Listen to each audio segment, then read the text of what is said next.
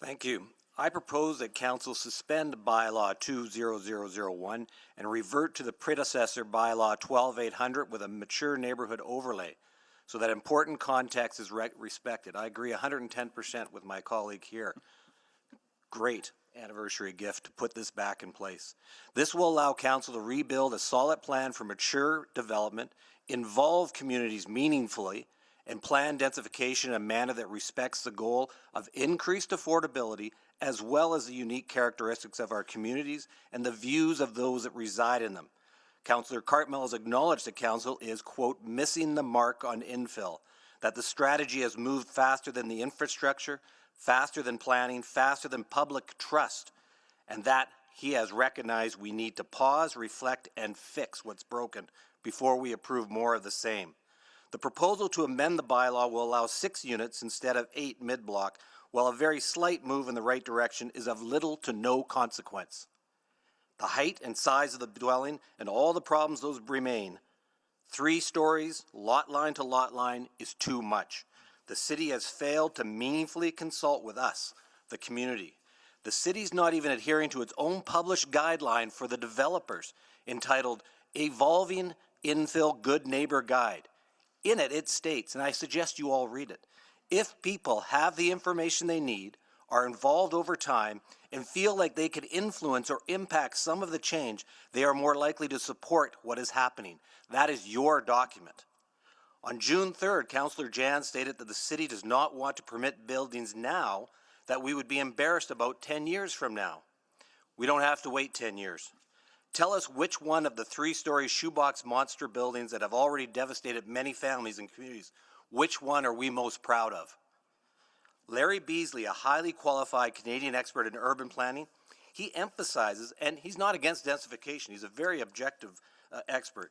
When it comes to zoning bylaws, one size does not fit all. A blanket rezoning bylaw is wrong. It benefits a city to protect and preserve its unique and mature neighborhoods. It's what makes a city vibrant and attractive. He had never even heard of 8 units on a 50-wide lot. Why does Edmonton ignore such learned opinions? The stated purpose of the new bylaw from the city's own website again was to achieve goals by regulating the things that matter most to Edmontonians while offering flexibility and enabling incremental development so neighbors can adapt over time. I think all would agree that your home and your community likely matter most, making one.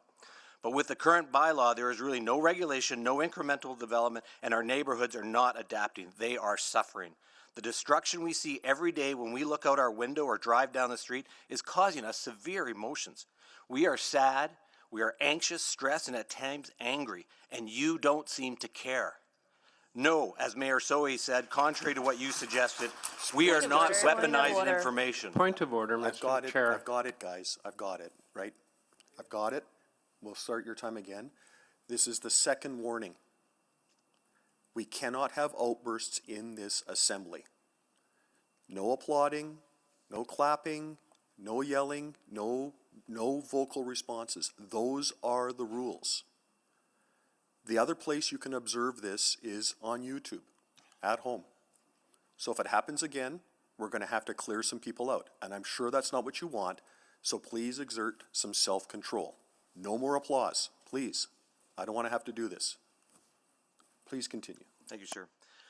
Mayor Soe had said that what we were suggesting after June 3rd, we were weaponizing misinformation. These are facts, not misinformation. Some of the council on June 3rd referred to the old bylaw already having allowed for up to 6 units on a regular lot, so allowing for 8 was not much more and 4 was going backwards. However, the old bylaw required a special application, a public hearing before council, and full rights of appeal to the neighbors. Nothing even close to that is contained in the current bylaw. You are comparing apples to oranges. And no, Councillor Knack, contrary to what you recently told the media, this is not just 2, 3, or 5 neighborhoods that are opposing the bylaw. Edmonton Neighborhood United alone now has about 40 communities under it, and it just started because people are just awakening to what's going on. On June 3rd, when some councillors asked for an amendment for mid-block maximum to 4 and corner lots to 6, other councillors and the mayor immediately attacked the suggestion as being a step backwards and regressing. Well, that's the whole purpose of this review, not to simply ignore all the concerns raised. Step back, take a look. What can we improve? What do we get rid of? Again, just like consultation to be valid, the review has to be meaningful. This is not opposition to densification. All of the communities are open to it and even encouraging it, but gentle densification with consultation and respect. For instance, allowing a skinny with a garage or garden suite now turns that former living unit that was 1 into 4. That's a 400% increase in densification. Clearly, it not only allows for the city to increase the supply, it also allows communities to keep some of its character and respects the environment. That's compromise, that's what's needed. Planning must be done with community involvement, with communication, and with respect for the neighbors and the neighborhood. The blanket zoning bylaw does none of that and achieves nothing. Going faster is not better. No notice, no right to be heard, and no foresight as to long-term consequences or even the short-term ones. That is a recipe for disaster. Thank you, Mr. Spelliscy. Thank you. That's your time. Thank